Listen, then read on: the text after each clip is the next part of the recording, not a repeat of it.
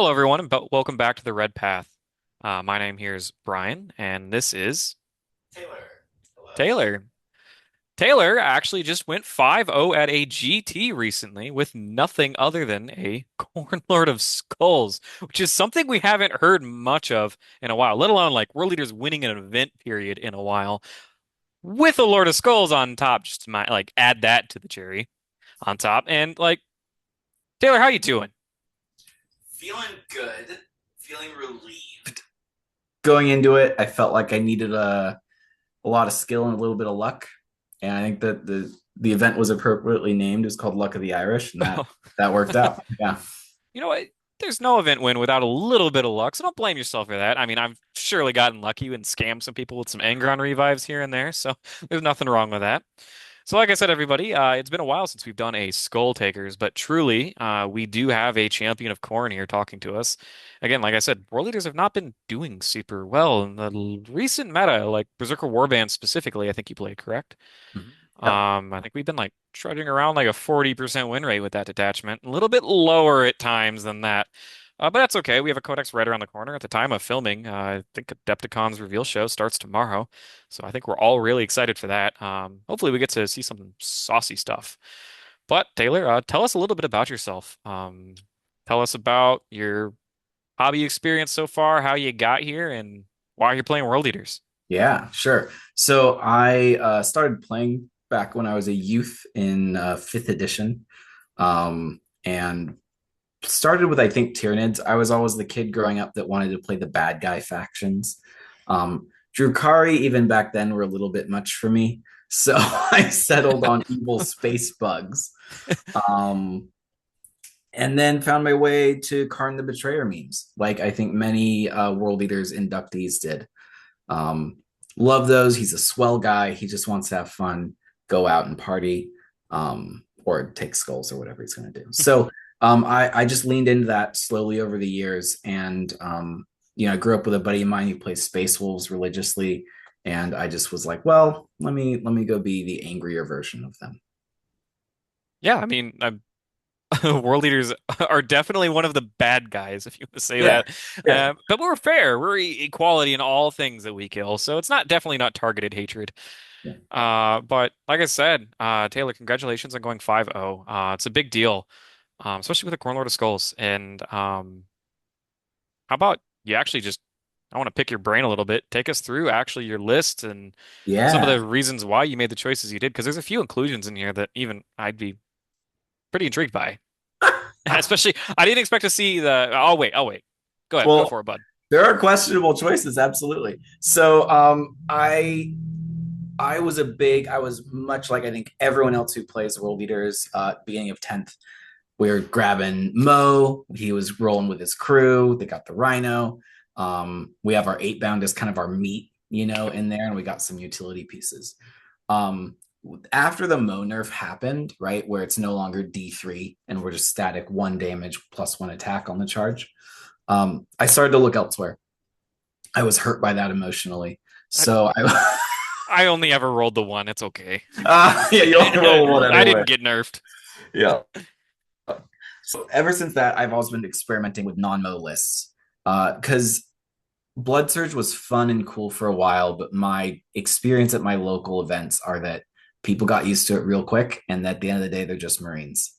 Um, so I would do heavier eight bound. I would do sometimes heavier shooting. Um, Always trying to find a different angle. Sometimes war dogs, just trying to find a different angle to get the umph that Mo provides without necessarily entirely relying on a bunch of T4 two wound bodies with three up Right. save. So that's what led me down here. Long story short, the Lord of Skulls points wise is not far off from Mo's unit with the Rhino. It's about 400 points, yeah. Yeah. So you just tweak a few other things. So my list for those who maybe don't have it in front of them is Angron, Invocatus. That's sort of the core. I'll go to the add-ons in a second. So Angron, Invocatus, two squads of jakhals, um, the one squad of eight bound, three squads of regular exalted eight bound, two spawn, and then a Lord of Skulls. I added in, it used to be a little bit different, but I added in the Juggerlord when his points dropped down to 80 for the favored. The idea is I want to be really, really good at something that no one else in the game can really do. So in my case, I was like, I want to revive Angron. I want him to come back 100% of the time, every time. So favored gives it to me, the jackal and the icons. Like these things alone don't do it, but with the Lord of Skulls, using its ability to, And it's crazy how consistent the Lord of Skulls makes it. It's yeah, something like just one kill and one die reroll is over. It's like at or over a 50% chance. You throw on favored on top of yeah, that. oh yeah, no, it's huge, and I'll tell you how many times he's come back in the games he died. It was all of them. You can't even be mad as your opponent if somebody's like going to town with the Lord of Skulls for that. So Yeah, yeah, take us through the whole list. yeah. So I mean, that was it. It's Angron, Invo, favored Lord, two jackals, one regular, eight bound, three squads of three exalted, two spawn units, and then one Lord of Skulls. Um, Keeping it clean and simple. Pretty slim, nice, easy army to pack. I mean, Yeah, in quick comments like, yeah, no berserkers, no Mo, of course, no Khorne. Uh, that's usually something people aren't really that comfortable with across even Vessels of Wrath players. yeah. And then favorite of Khorne making an appearance again. I know like Ryan Bell was a big proponent of the fuck jug that we call him for a little bit. But with some points changes, he kind of fell off. But it's nice to see him come back. I mean, that enhancement is still very powerful, and I'm assuming that maybe with a little bit of tweaks in the codex, assuming we keep the Berserker Warband attachment and favorite of Khorne sticks around, hoping that it is still pretty relevant enhancement because it's a good thing for Juggernaut Lords to carry, and Juggernaut Lords just got that nice points buff. Yeah, 80 point Juggernaut Lords is oof, tasty. yeah. City using that like 120 was no good. I could have gotten an eight bound squad for that or something, Oh right? yeah, Like and virtually your points are usually just a bit off. So now he's at the point where like yeah, you can slide him in and not be losing out on something. yeah. And I always like that nice little extra mortal wound touch here and there that he can add to. Yep. It's pretty. Oh, you're laughing. Something happened in a game. Something happened in a game. Yeah, it comes We'll into get there. So, like I said, tell us a little bit about the event that you went to. Luck of the Irish, you said. Anything special about it? Tell us about the venue. Oh, I love the venue. It's at Outer Plains Games, OP Games in Santa Rosa, California. It's oddly it's beautiful, which is weird to say about a game store, but it's two stories. You can go up and there's big windows and it's lovely and carpeted and the table space is great. And the guy who runs it, Ethan Price, is a really, really good event organizer and always gives great prize support for everybody. It's sort of like you're walking away with something. That's You get awesome to some see. kind of gift for joining, and then there's like a raffle at the end for everyone who isn't gonna, place. So it's really nice. Awesome. Yeah. Right. Well, then with that, without further ado, let's just break it down straight into your games. We're looking at mission 1A. Very simple. It's take and hold, it's raise banners on tipping point. So my opponent was Custodes, which, depending on the meta, can be good or bad for world leaders, and depending on opponent's skill level. Fortunately, we're after Index Custodes, so they're not fighting first 20,000 times. Hooray! Um, so I just did a little give viewers something to look at. So this is just a little map of roughly what Yeah. deployment was like. Um, I'll be honest, you guys, I deploy kind of the same on almost every layout because of my lists with the Lord of Skulls. And sort of I tried to optimize my scout. Um, so it's almost always the same. So Angron hangs out behind the L where he can move through. Lord of Skulls goes into a place where he's relatively safe from angles. Jackals up north are prepared to move to that objective right there. And the eight bound, I have two exalted that start on the field, one regular, the other exalted is in outer space. I'm waiting to jump down, and Invocatus tells everyone to move. The two exalted and regulars are all in positions where if I don't go first, we can move laterally into a place of safety, right? So if you're a World Leaders player and you're ever not sure how to scout, just measure the furthest point you can move, 6, to make sure you can make it into a ruin or something like that. Right. That's a good point. Always make sure you're never giving anything away. And that's like the number one tip I tell World Leader players. Never give away anything for free. Yeah, If you can deploy on the line, that doesn't mean you always do it. Make sure you can always scout to safety. That means backwards if you get scout blocked, guys. You can't always scout forwards to safety. that's right. So Yeah, and that happened a couple times in my games. happens every time to me. Every time. They always got it. Damn Nurglings. So I'll keep this one fairly brief. I got first. I get assassination and marked for death, which is pretty yucky. Um, and I move everyone up out of threat range more or less. It's sort of the classic World Eater staging play. The opponent gets cleanse and locus, which also isn't great. He sort of, I don't have graphics for this, but we're looking at the static image. But he moves, he positions his Southern Custodes guard squad over there to go cleanse that Southern objective, and he's just getting prepared. I think he ends up getting out with Trajan, who was in the Land Raider. I'm not sure why, but he sort of moved up some infantry uh, kind of behind his L, not that far forward, but somewhere in the middle. Um, so I decide to kind of just go for it. I get established in cleanse. I'm in a place where I can get baby established and double cleanse. So Angron had staged behind, like Yeah. we're all getting ready to crash in. And so we do. And we kill a lot of stuff. I mean, I won't go into the gory detail, but we pick up a lot of things. And at that point, the opponent has, I think, like one or two wardens in Trajan's squad. He has the six bikes. The six bikes try and kill something, but the Lord of Skulls kind of picks them up after he swings down from the north. This is weirdly like this can be a challenging matchup, but a Lord of Skulls can actually swing the Custodes matchup wild. Because I mean, what loadout guns do you have on your Lord of Skulls? I'm sure It's that. it's oh, go Go ahead. ahead. Go ahead. It's all the anti-tank stuff. So it's the 60-inch skull hurler at the with strength 14, AP 3, damage 3, and it's the Demogorgon cannon at 18 inches. But it's D6 plus 2 damage. I mean, that Skull Hurler's a casino cannon, but it is very efficient at picking up 3 wound bodies. Yep. So yeah, and because also Lord of Skulls Titanic, it just toes into something, can see right over. So in a lot of these deployments, that's pretty brutal, right? Right. Yeah. So that's part of the gimmick of the list is I will come to you. If you don't come to me, my Lord of Skulls is going to make you be in a position where you're at a big disadvantage. Yeah, awesome. We're leader shooting. Yeah. All right. I think that's this matchup. There wasn't much after this, You know what? honestly. Sometimes you just kill your opponent really quick, Yeah. and that's just the game.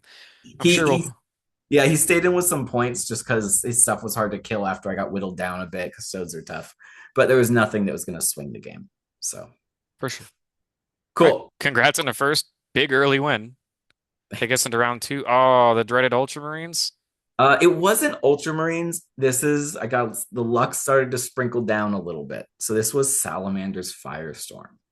Um, Interesting. Now, that said, his list had 3 Eradicator squads and 3 Predator Annihilators. Annihilators, which I the would say are bad in general, but it's really bad for Thomas the Tank Engine. Yeah, that's what I'm saying. Like Oh, I was looking at that list and thinking, oh, this seems fine. But then I thought about my list and I thought, uh-oh, I'm in danger because we have a giant. He had a giant Infernus blob, which I've sort of shown right here as one guy, but it was like 10 dudes led by a character, and they were Overwatch. They were going to Overwatch like crazy because he can get dev wounds on his bullets and stuff, and it was just maybe not an Overwatch, but it was a lot. An oddly good counter to my list yeah, potentially. very oddly like bad Yeah, matchup for you to draw. yeah. It's So specifically the Annihilators. Typically, people are like, "Oh, just don't put Angron in front of it." Well, yeah, don't have many choices at this point. Now I got a little bit lucky in that he was very cautious with his scouts. I don't think I even put them on this layout, but they were in the back corner. He decided to not try and like move block me or anything in the beginning. Um, and I knew that this game I needed to just find the right way to pounce on those Infernus Marines and find a way to get rid of some of his eradicators and just avoid them or block them out. I think he had one of them in reserves. The other two, I think, started on the field. Um, so I was just a bit nervous because I believe, and if someone knows, forgive me, but I believe he could advance and shoot with everything. If that's the Firestorm's ability, and if it's not, then I'm just crazy and mixing it up with something else. I know that they had the +1 strength if I was within a certain distance of him, though. I don't know off the top of my head either. I'm not super versed with Firestorm. No one uses it. It's not a common detachment, but I do know there's a lot of flamers and meltas in it. Yeah, it was spooky. So he ended up going first. He got like marked for death and established and didn't want to do either of those things. So that was rough for him. Um, I got, I think, assassinate and recover assets. I just did a small recover. Guys, I don't know if there's anyone else out there praying to the blood god. When you draw assassinate and they like have a character, you're like, I could technically get to him. It's like when you draw capture enemy outpost turn one and you're just like, should I? It's 8 points. I could get there. That's exactly it. And there's this the little whispers start coming in. But caution won out, smart play won out. So I just sort of waited. He got really unfortunate draws on turn two. He got bring it down and defend. As you may know, defend is generally safe if you're screened from deep strikes and all that stuff. It is not very safe versus world eaters on a map where I've already moved up and am ready to pounce. And if you're not really well protected for defend, then it can go sideways. So essentially what happened is after he drew defend and kept it, my game plan was simple. That was my go turn. I almost didn't care what I drew. It was just about making him hold on to a dead card, right? Right. Spend money to get rid of it or something like that. And just punish that as hard as possible because why not? So and I was already denying primary in the middle pretty effectively. He didn't move up that far from here because it was scary. He wanted to counterpunch and it was waiting for me to come out. But against world leaders, I can just hide and I'll be okay with it. There is a way to play world eaters where you just hide behind the corner with a baseball bat. Yep. Yeah, that guy who's just I wouldn't step out in front of triple eradicator, triple predator annihilator. no. No. So got lucky. I went into him. We started to trade at that point, right? Like I'd go in with the 8 bound to his home. I destroyed some tanks. Lord of Skulls was starting to get involved from again, that sort of northern area. He goes up around my L. And then at that point, we're trading, but we're trading in his house, right? Like he's Yeah. not out here on the field doing stuff. So I can start burning objectives around round 3, I think, because I was pretty safe to score 2. And that was kind of game from there. There wasn't much else. Like I'm Sure. losing pieces, he's losing pieces, but it's all happening in his zone. So Yeah. I mean, I mean, you played it correctly. It was, if you own the board as world leaders, you don't have to table your opponent sometimes. And that's something that I coach a lot is that winning the game by 1 point is still winning the game. And if you do the math that you're standing on more circles than them and you're going to do it more often, it's good enough. Don't risk the game, man. And just keep poking them. I love that standing on circles. That's solid. All right. Vision 3. Oh boy. Is that a great unclean one? Yeah, it's Rodigus. Okay. Yeah. So this was the ritual on Crucible against Death Guard, who brought Rodigus, 2 squads, and 6 Nurglings. Or was it 3? I think it was 3. My bad. Yeah, 2 squads of 3 Nurglings, float drones, 3 Plague Burst crawlers, and 1 giant blob of Death Shroud, and 1 smaller group of Death Shroud, and then Mortarion, and some Plague Marines if I haven't mentioned them. I might be forgetting a unit or 2, but and a Beast of Nurgle. So his deployment might not be exact. That was more or less what it was. I do my normal thing where I put 1 squad in outer space, and you'll notice my deployment kind of the same as it is on Tipping Point. There isn't I mean, the Lord of Skulls only has like one or two happy places on GW. Yeah, pretty much every GW layout. In some layouts, he doesn't even have a happy place. Yep. I always call that one little part in that L the designated Primarch hiding spot. Same thing. Angron always goes to the designated Primarch hiding spot. So, Yep. I no mean, surprise. yeah, you nailed the movement. That's exactly what happens 9 times out of 10. Angron goes and takes center stage. Lord of Skulls kind of trundles up behind him, and they usually divert at that point. One goes middle, one goes north. But yeah. So on this one, I was, Death Guard. I've I don't think I've lost to Death Guard yet, but I know that I can lose to Death Guard, right? It's not a favorable matchup. I know a lot of World Leader players like to get down on themselves because of the -1 to hit, stacking buffs. Angron's really the key here. Yeah. But yeah, same thing. Like, and Lord of Skulls, I actually think helps you a lot because Death Route Terminators are a big problem for World Leaders. Not if you have damage 3 shooting, mass damage 3 shooting. Yeah. So, Very swingy damage 3, but it's there, right? right. And so it's really helpful. And his Death Shroud squad could get -2 to damage in melee Yeah. via a strat and then that ability of the sorcerer or It's whatever. dumb. It was, yeah. He told me that, and I was like, oh, okay, Skip's gonna be harder than I thought. Um, but this was high level. He goes first. He moves Rodigus up to the middle, predictably. He screens with the Nurglings.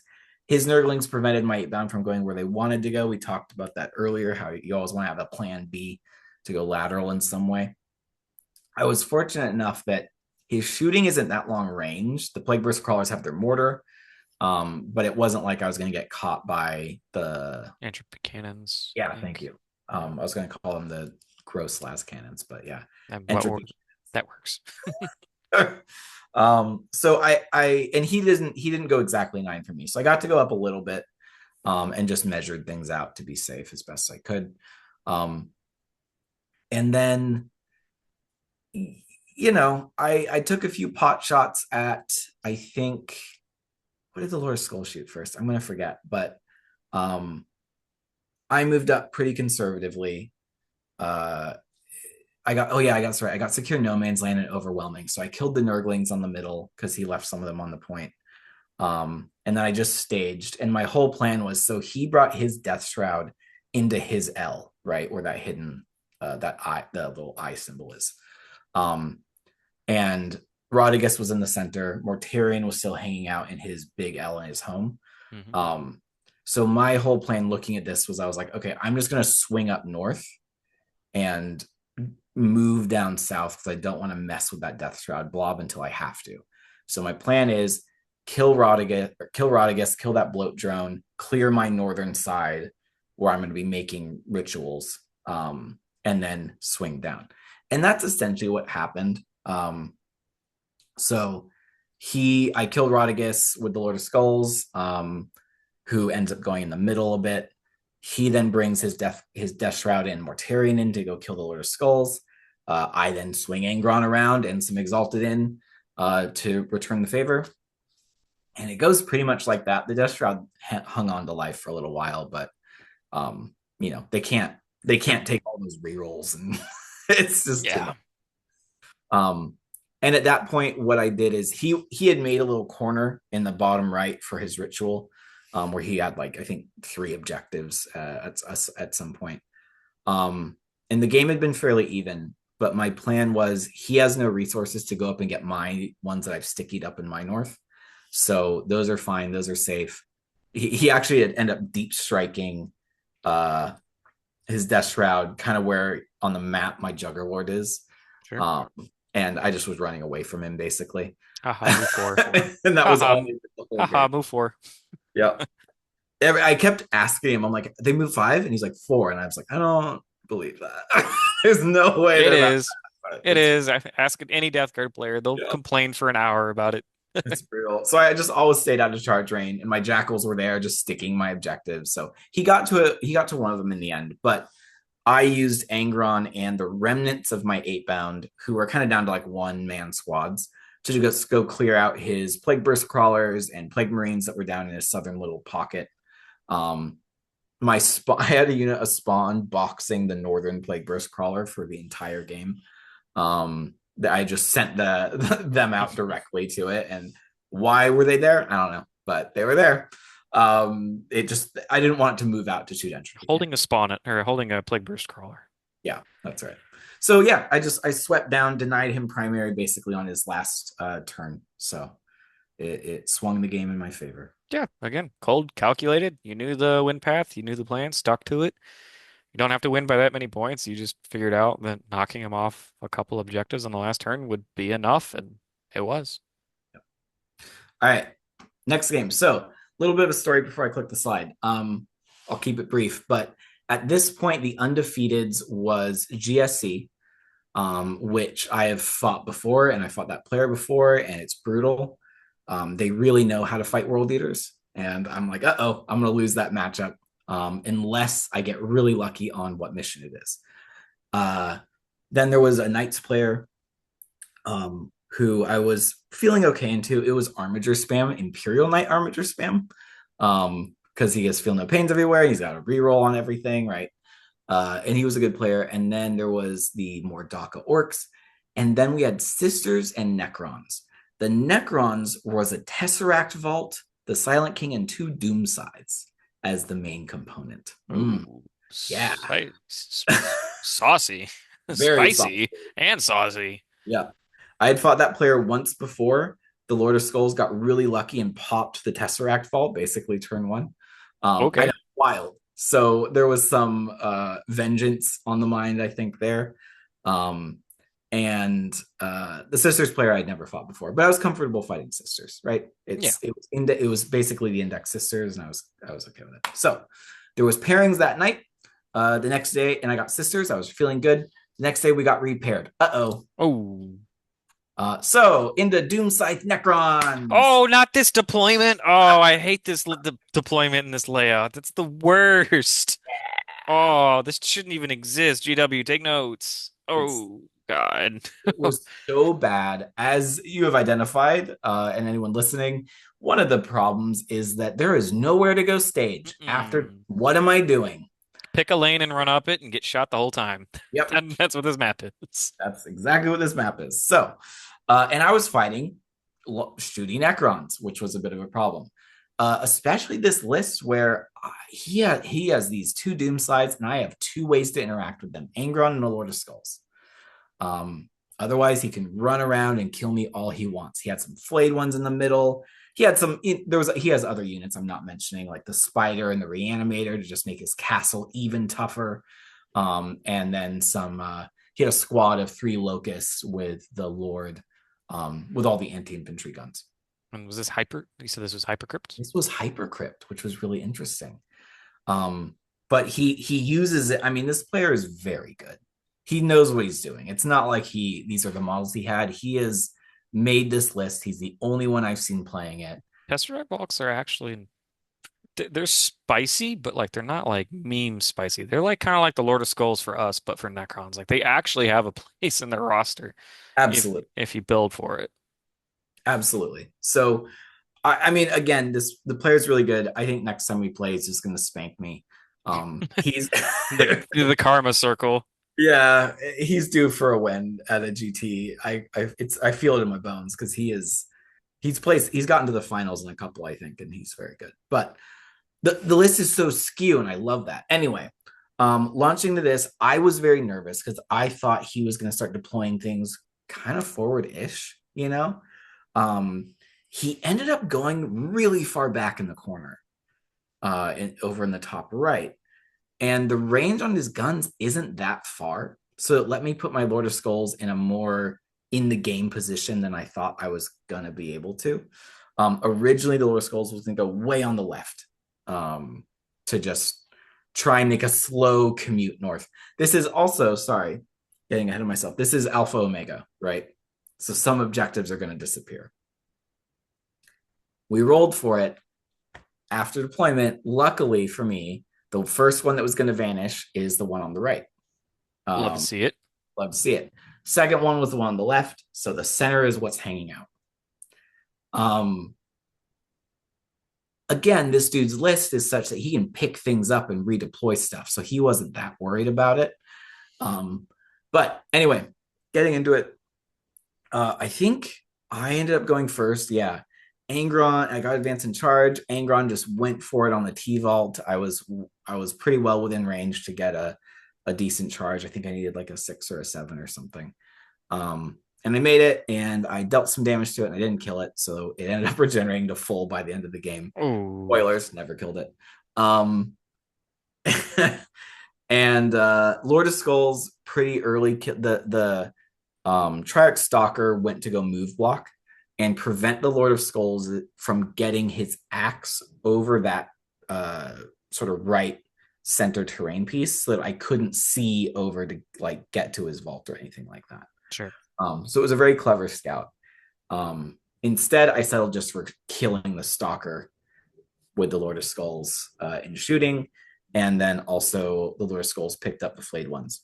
So now Lord of Skulls has killed 2 things in that battle round, which is important for the next battle round. It's like Angron probably died like a little idiot. Oh my god. And did Angron ever die? Oh, he died so tragically. Um, I'll speed up some of the sequence, but he ends up coming in with these 2 doom sides. One of them shoots Angron, gets triple sixes, and the doom sides have sustained D3, in case you don't know what a doom scythe is, folks at home. And those are uber las cannons. So Angron died violently. Um, and then on my turn, sort of the important things happening here on my turn, the Lord of Skulls had killed 2 things the previous battle round. I then moved him north. He Lord of Skulls had 12 wounds remaining right now because he shot him with because one Dusheim's scythe killed Angron. He had more bullets to use. And my opponent ends up handing me 12 damage from Overwatch onto the Lord of Skulls, which is insane. He was rolling hot on offense. And I end up making 2 feel no pains. So the Lord of Skulls survives with 2 wounds remaining, which is massive. It then allows me to resurrect Angron when I do my next blessings roll. And hooray, the day is saved. Sort of, not really. I got really lucky in that we talked after the game, and like tactically, what he ends up doing is the T vault moves south instead of moving diagonally into the center, which is probably what he was like, oh, I should have been doing that. And he never ended up picking it up. Because of that, I was able to run everywhere else on the board at a high strategic level and screen him out as best I could. His planes, I can't stop from them deep striking and shooting me, but I can stop his scoring units from getting to 6-inch deep strikes onto objectives. And so I managed to keep him to 0 primary the whole game. Wow. Against Yeah. Hypercrypt? Yeah. Wow. He's hypercrypt, but he's skew killy hypercrypt, right? Like Right. it's This guy wants to table you and then figure it out. yes. And so we get to bottom of 3, and then at that point we realized that the game had gone on for a long time. We had started a bit late, and I'll own it, I was doing a lot of thinking. So we had, I think, 20 minutes left or 15 minutes left or something. It was like, whoa, that's crazy. And we felt like, well, I probably took more of the time, so I will just score points on round 4, and I'll zero myself out for 5, just because didn't. Yeah, like I That's don't know. honorable of you to do. Yeah, I don't know how it's to fairly resolve that, right? Because we had played each other before, and we were like, oh, we probably don't need a clock, and like world leaders typically don't run out of time. Famous last words. Famous last words, right? We hadn't even talked about it beforehand. It was just like, let's just go. Sure. So I wasn't sure what else to do to resolve that. So I was like, I'll take zeros on 5 and score whatever I get on 4 without like doing much Sure. many actions or anything like that. So but at that point, again, we were kind of even on secondary more or less, and he had scored 0 primary. So he takes command insertion, he gets his 20 points. And he wiped, just for good measure, he's like, oh, and I would have killed you off here. I'm like, yep, sounds good. Sure. So but yeah, the game ended. It was like, I think, a 5-point game by the end. But yeah, I managed to pull it off just because of the early denial. That's Necrons Hypercrypt can actually struggle for that early game primary holding. Yeah, So good on you for screening them out. Big braining. I know using exalted 8-bound bodies as screens is I've been there. Doesn't feel good. doesn't feel It good. That's hurts. It do it. hurts. Yep, they were Uh just hanging out midfield. yeah, I've screened Angron with a 6-man exalted 8-bound before. Yeah, it was a very weird time. But I mean, you did the honorable thing. He got to play out his full 5 turns, so don't feel super bad about that. I mean, but still, famous last words. I've been burned by it.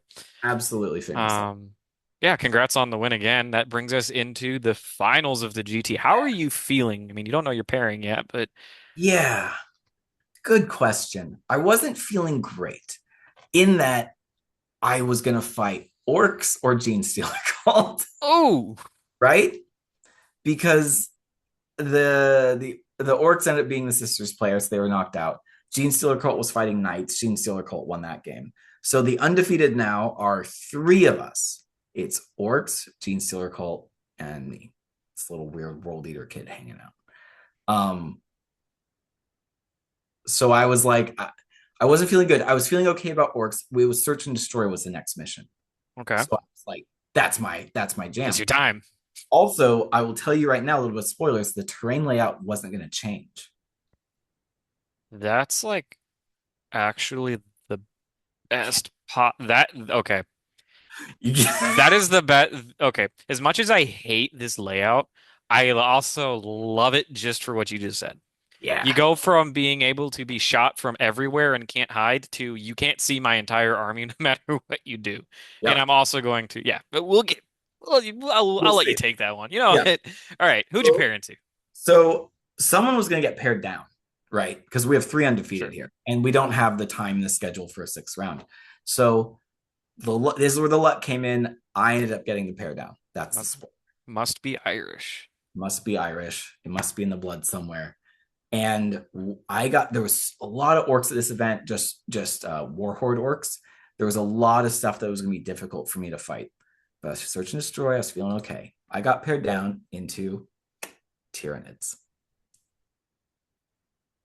Now, Okay. Tyranids for me, I don't know how other World Eaters players feel, but it's like a win in the pocket. This is the most arrogant thing I'm going to say this whole time, but I feel like Tyranids, they have blast guns. They have some big monsters with no invuln saves. They don't like their most efficient units are good into us if they can use them, but we can usually pick the engagement. So here I am fighting high invasion fleet Tyranids. The player was a very, very good player. He actually always brings really fun lists of some kind. Today he was messing around with the Norn. I know he sort of was like we had talked because we've been to many events together, and we had talked beforehand, and he was like, "Yeah, I don't know why I'm bringing this Norn. Probably shouldn't be testing it out in the GT." But he's a really cool guy, and he did pretty well at the event, obviously. But yeah, search and destroy versus Tyranids with basically zero melee on their side. Take and hold, hidden supply. So there's two objectives in the center. Mm, I was feeling pretty good. I don't have to go into detail of this. He did, I think, the most aggressive play he could. He made a Death Star up in the north there with his T-Fexes and his Tyrant.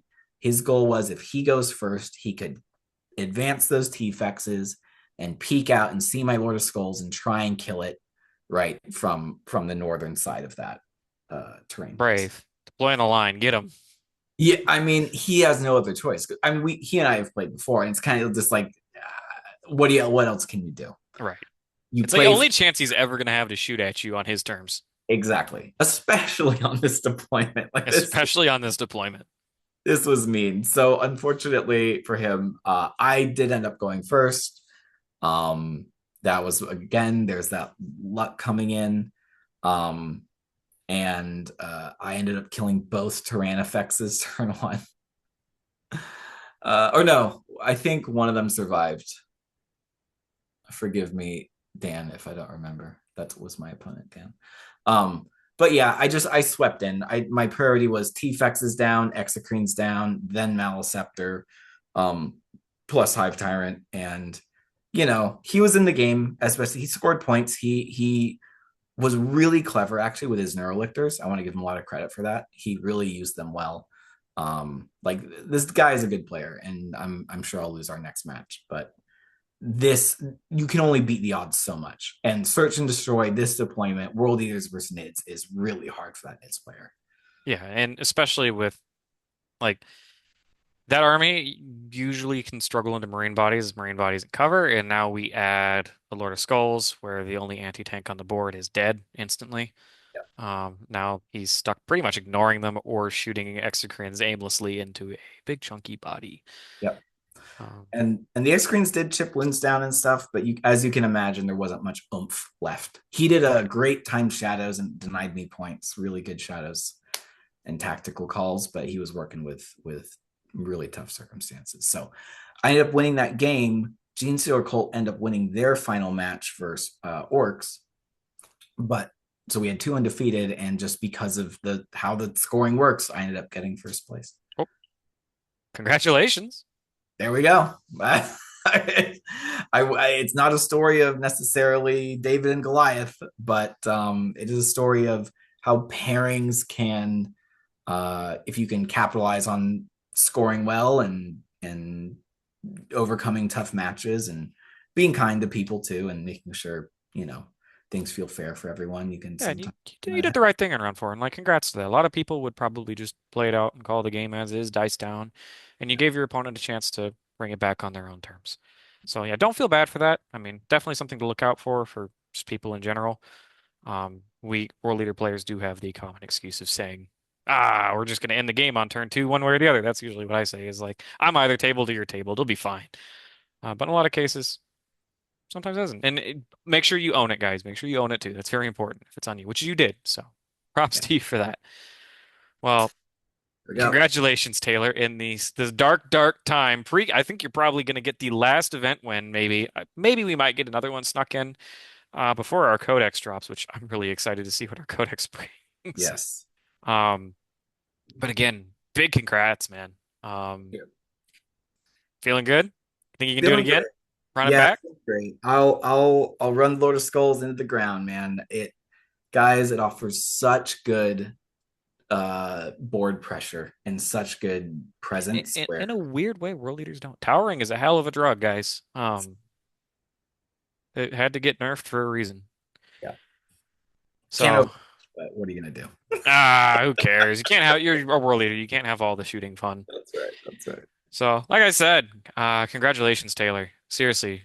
Um, he's very active in Trout, I think is your Discord tag. He's very active in our Discord. So if you guys have any questions about his list, specifically the Khorne Lord of Skulls, I know Jamie's a big proponent of the Khorne Lord of Skulls. If you have any questions, feel free to hit him up. He's a very successful world leader player. He knows his stuff. Um, feel free to ping him and ask him all sorts of stuff. I'm sure he's glad to help out, as you have been. Pretty good active member of the community. Um, Yeah, again, big happy to. congrats. Is there anything Thank else you'd like to say before we close this one out? Um, no, nothing huge. I hope we get some fun treats in our codex. I hope that you guys don't feel locked to playing the things that you know to be good. If you see a strategy or a way to make something uniquely good for your brain, do that because nothing's automatically bad except for Hellbrutes. They are automatically bad, but Oh, maybe they'll hey. find a way. The CSM one's actually not that bad. I Oh, it's think great. the double fist, if you take double fist, you get like +3 attacks. That's Yeah. playable now. That suddenly becomes playable if we get that upgrade.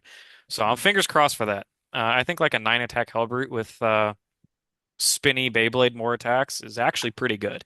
There you go. So I want to see my Mr. Waddles actually step up. Mr. Wall. Look at them low legs. I kit bashed mine to not be Mr. Waddles, but uh, I will say I just want to give a shout out to the Red Path. You guys have always been great.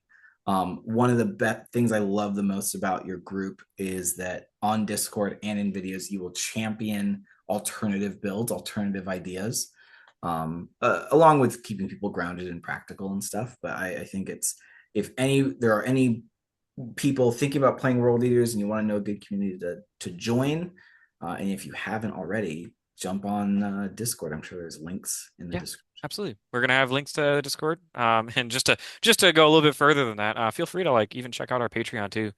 Like, it's a very good Patreon to be part of. We do a lot of list ideas in there. Even if you're not all about that competitive aspect, we'll still help you with whatever you want, including hobbying. Dara is a very, very, very, very talented painter. I get work done. He paints some of my models for me too. So feel free to check that out. Make sure you guys are liking and subscribing to this video or subscribing to the channel, liking this video. Anything helps us, especially pre-codex. We're going to be really cranking content out as the codex comes out. There's going to be a lot to dissect, the good, bad, the ugly, and everything in between. Uh, it's going to be scramble time to make lists work. So without further ado, thank you, Taylor. It's been awesome having you on. Just make sure, guys, you stay healthy, stay safe, and kill, maim, burn.